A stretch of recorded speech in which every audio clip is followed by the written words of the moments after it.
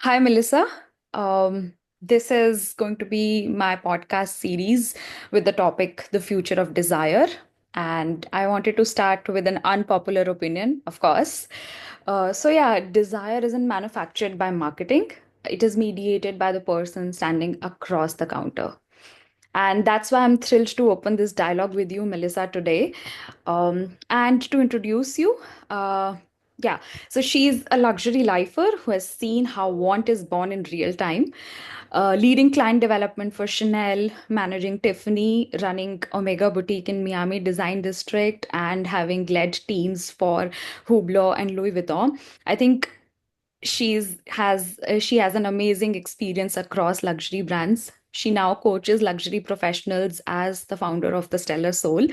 She bridges hard skills with human depth, having completed her MBA in luxury brand management from the ESSEC Business School. She's also a certified life and spiritual coach. Welcome, Melissa. Thank you so much, Richa, for that introduction, and I'm so happy to be here with you and looking forward to the conversation. Same here, same here. So we expect a conversation that moves from wait list to watch list to well-being to wisdom, and how craftsmanship, scarcity, and design will shape what the next gen desires. Diving right into the podcast, my first question to you would be how desire is made. From different luxury brands that you've worked for, what consistent human triggers have you seen convert interest into attachment?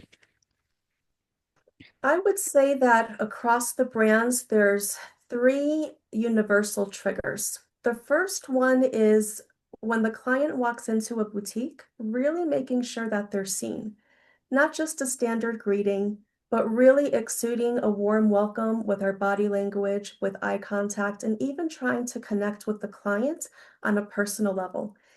It could be so easy, such as just complimenting something that they're wearing, as long as it's genuine, because clients can feel when there's a difference between just saying something and when it's genuine. What I found is that when I did that or when my team did that, I would actually see that mentioned as one of the first things on the client surveys was how they were welcomed when they walked into the boutique and the professional, the luxury retail professional made made an attempt to connect to something personal. I would say next, it's really finding out the why they're walking into the boutique.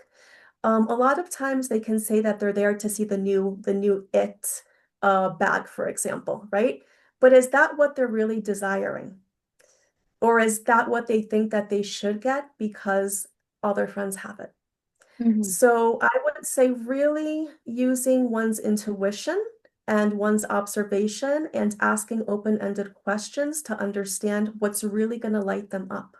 Because if they just come in and buy something that they feel is that they should have instead of what they really desire, then their fulfillment is not going to really last as long as if you give them something that they want. And then if you understand them and serve them the way that their hidden desires want to be served, that's going to keep them loyal coming back to you.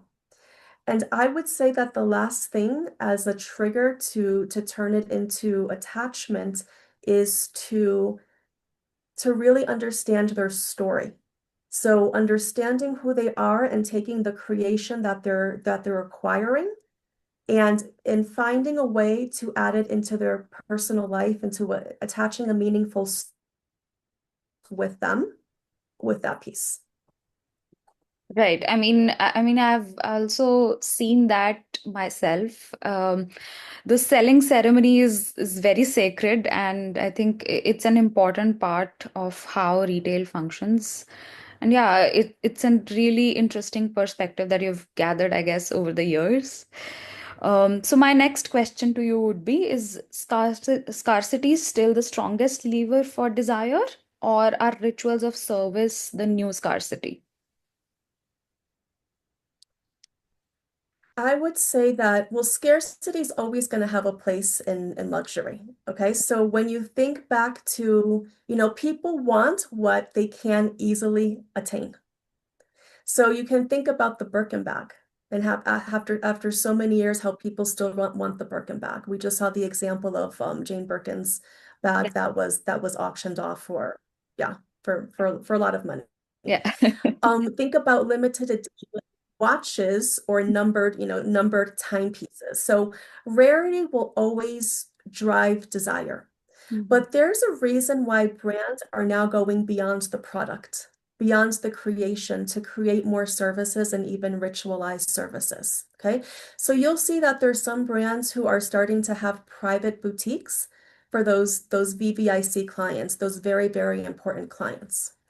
Yeah. You see that they're coming up with cafes or that they're opening the branded hotels. Yes. So there's a reason why you have the fashion museum, like Dior's fashion museum in Paris, which is extraordinary. So there's different ways that brands are immersing their current clients and also potential clients into their maybe that potential client has their hands on a piece. So I think also that ritualized service is where the shift is happening. Right now, we're living in such a digitalized world, and Right. what's becoming rare is that human connection. So it's really going to be focusing on the human connection as a ritualized service to really cement a client's loyalty and desire. I think Dior's flagship spa in the US is the latest example of what you just mentioned, and I think it's the best way to establish that kind of human connection and bring your heritage and your legacy in direct contact with your clients. So yeah, I mean, Yeah. ritualizing is actually the new thing now in luxury. So yeah, my next question to you would be the next decade, what creates more desire, performance or provenance? So provenance is always going to matter. When we think about luxury, we really think about the heritage and the story behind that house and the creations. And also, what we're seeing is that the new generations are really focusing on sustainability and values. And they want to acquire creations from a house and from a brand where they see that their values are being portrayed. Okay. And also when it comes to sustainability, they're really caring about how the product is made, right? Not just what it looks like and what the story behind it is. Now, when it comes to performance, I think we've seen a big shift post-pandemic. I remember, I started working in Miami in luxury retail 20 years ago. Mhm. And I remember that the women going out and about in Miami or just to go shopping would wear, very fancy dresses and very high, heels, stilettos.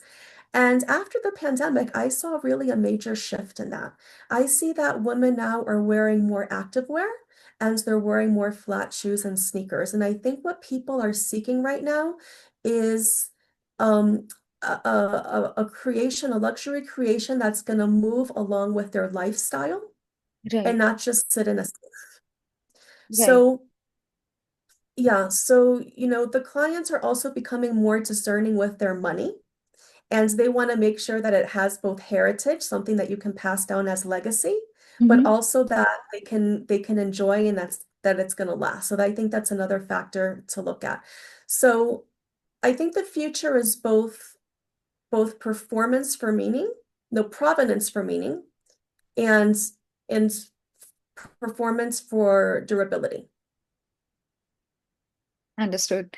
I mean, yeah, especially like you said, pandemic has changed a lot of things for different industries across the globe. And yeah, I mean, I myself have worn sneakers for as long as I can remember now. And I think I've forgotten, how it would be to, wear stilettos or heels. So I'm so comfortable in sneakers these days that it's going to be difficult if I have to shift completely to heels now. So yeah, I mean, people are now trying to focus more on performance and comfort, I guess.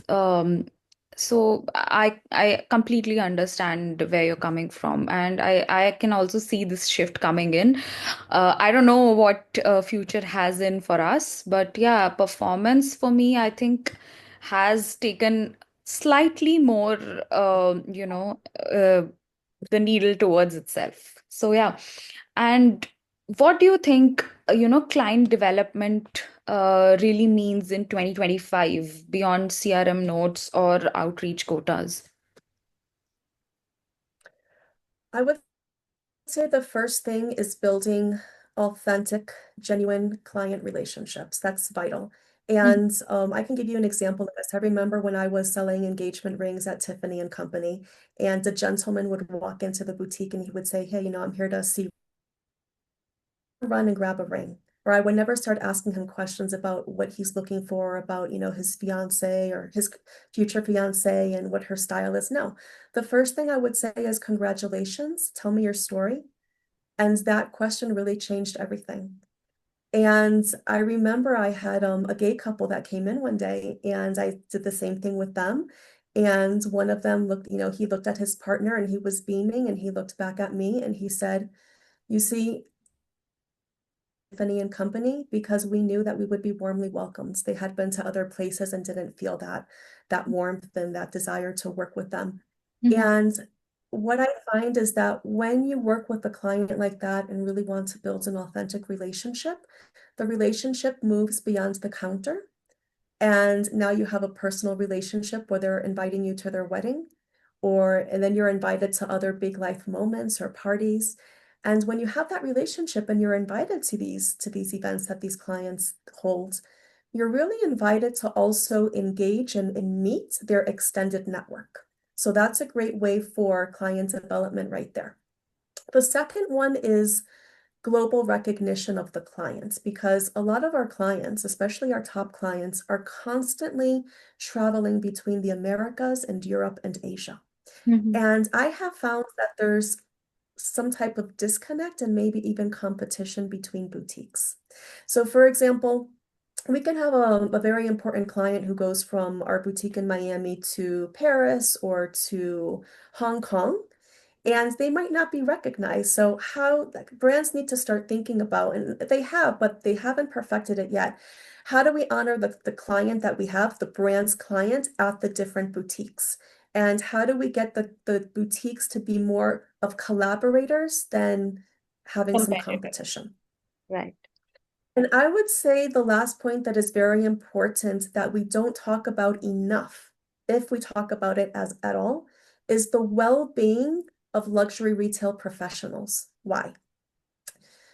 The professionals have a lot on their plates right now, especially after the pandemic, because what I've seen is that, usually the sales professionals, for example, would be on the sales floor greeting clients. After the pandemic, now you have a volume of people walking in, but you also have people who have gotten used to working with them via the phone. They're pulled in all different directions, and they also have many different projects and initiatives that the different companies want to try in the boutiques. So they're really pulled in all different directions, and especially retail being retail in the United States, especially where you have very long opening hours in the malls, you have luxury retail professionals who are very burnt out. And in order for them to be able to fill the client's cup and to really be able to serve in a way that's authentic and genuine, they really need to have a balance in their life. So the well-being and the balance of luxury retail professionals is not just an HR issue now.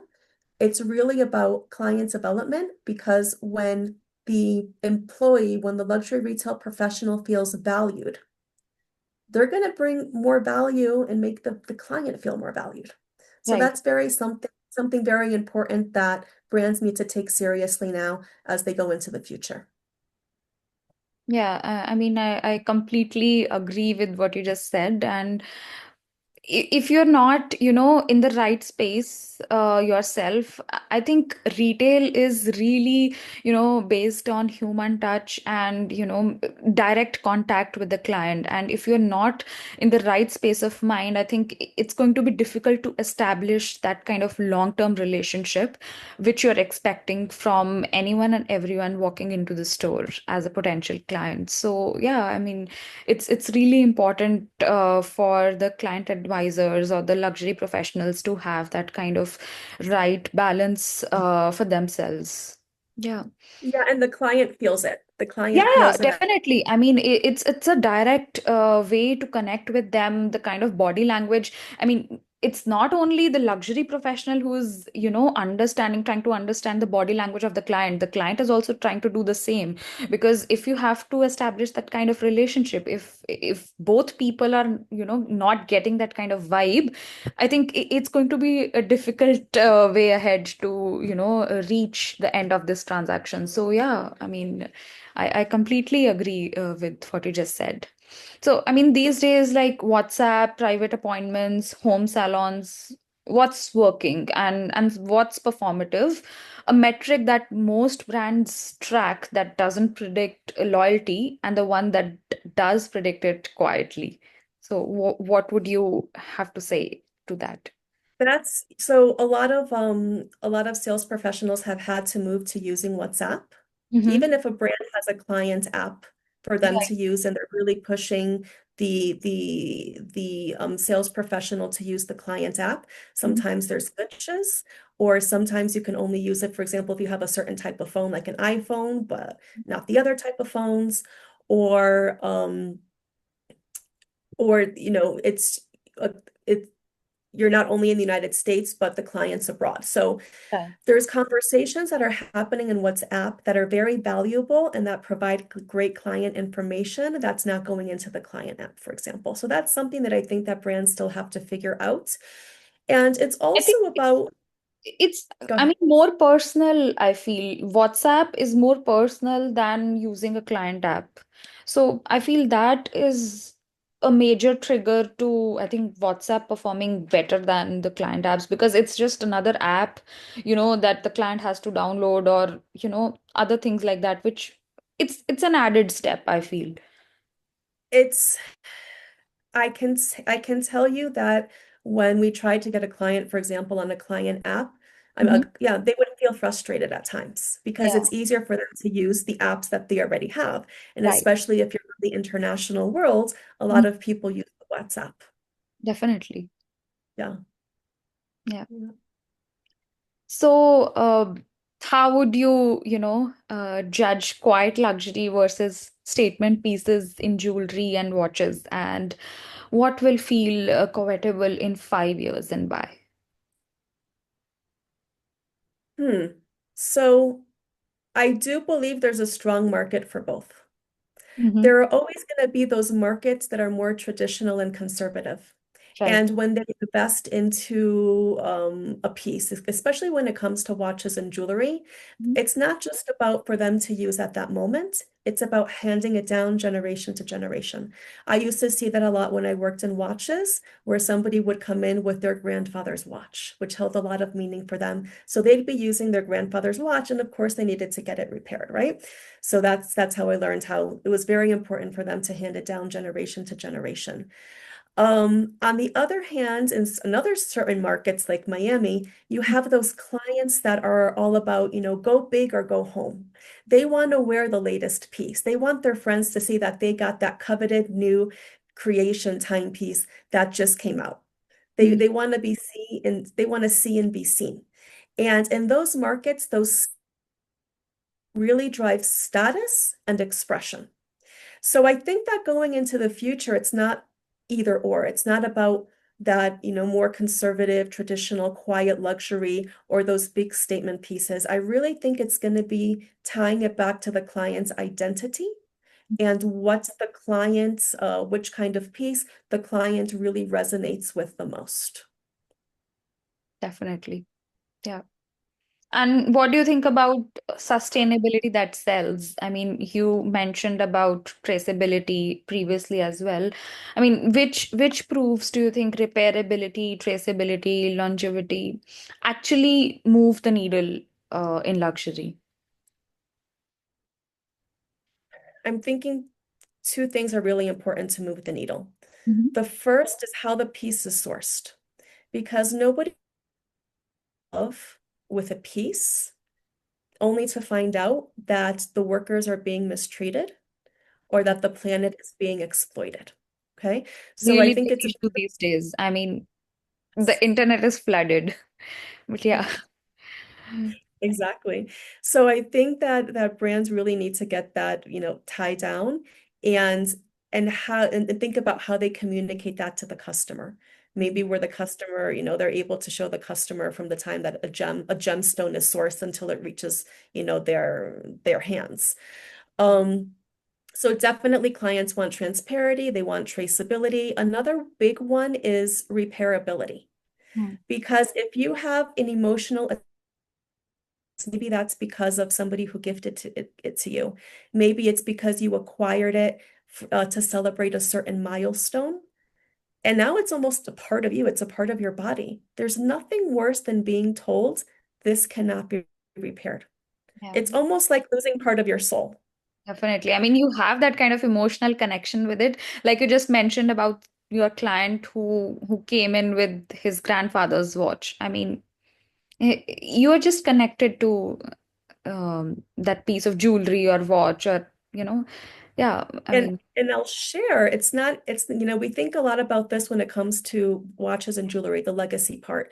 yeah. But once I was standing on the sales floor in Chanel, and a young woman comes in carrying a red Chanel suit, a tweed suit. And it had the blazer, the jacket, and the skirt. And I looked at that suit from afar before I greeted her, and I thought how beautiful it is. And I said, but I didn't recognize it. So I figured it might have been from a couple of collections ago before I started working at Chanel. And it turns out that that suit was her grandmother's. Oh, And she wanted to have it tailored to fit to her body.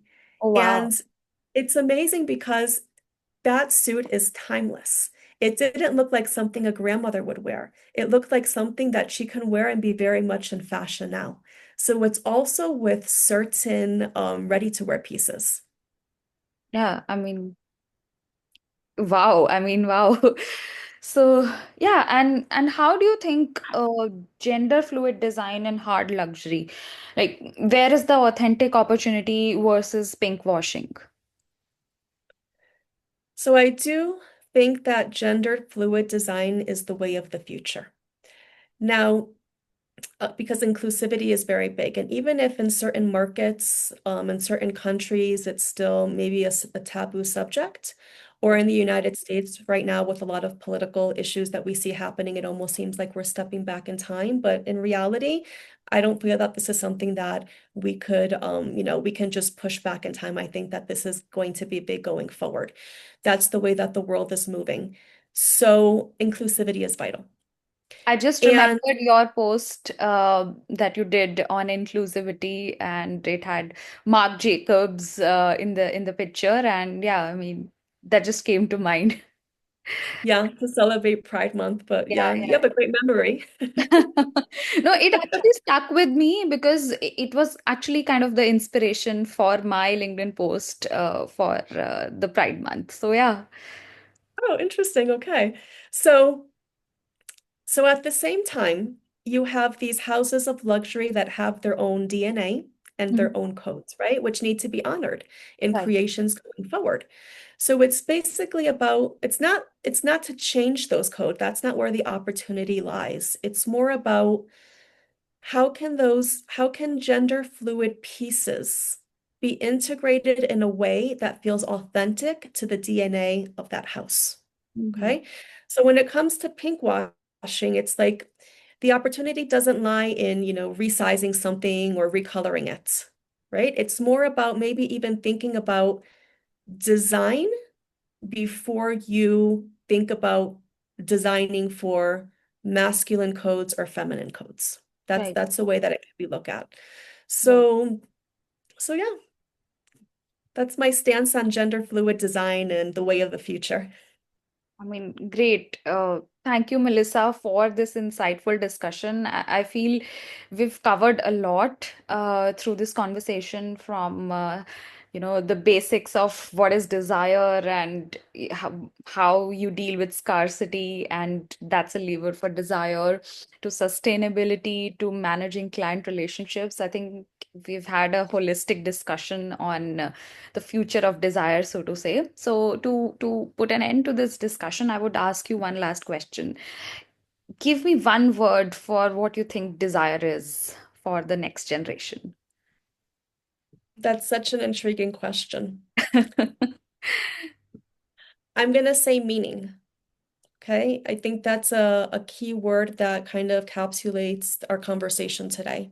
So Yeah. it's meaning in how authentic relationships are built.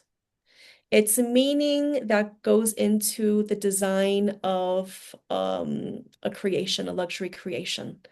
And it's meaning into the well-being of the luxury retail professionals who make luxury come alive every single day. Because that desire will last when it carries meaning. Wow, I mean, the perfect end to our conversation. I think you summed it all up very beautifully.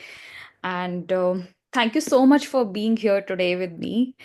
Um, I'm too excited for these series, and I would just like to say this to my audience that stay tuned for this episode and for the upcoming episodes of this series, The Future of Desire. Thank you so much for being here. Thank you.